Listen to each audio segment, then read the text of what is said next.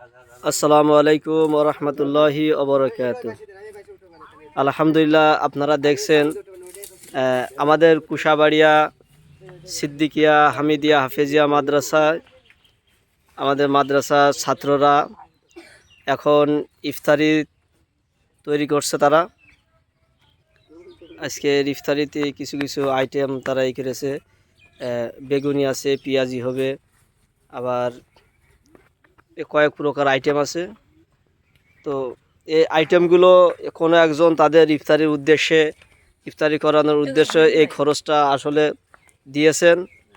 এজন্য আপনারা যারা ভিডিওটি দেখছেন, আমি আপনাদের সবাইকে বলবো যে আমাদের মাদ্রাসা ছাত্রদের যদি কেউ ইফতারি করাতে চান, ইফতারির খরচ দিতে চান, তাহলে প্রতিদিন 500 থেকে 550 টাকা মতো প্রতিদিন ইফতারির খরচ হয়। তো সকলেই ভালো থাকবেন ইনশাআল্লাহ, এবং সকলে ভিডিওটি একটু শেয়ার করে দিবেন।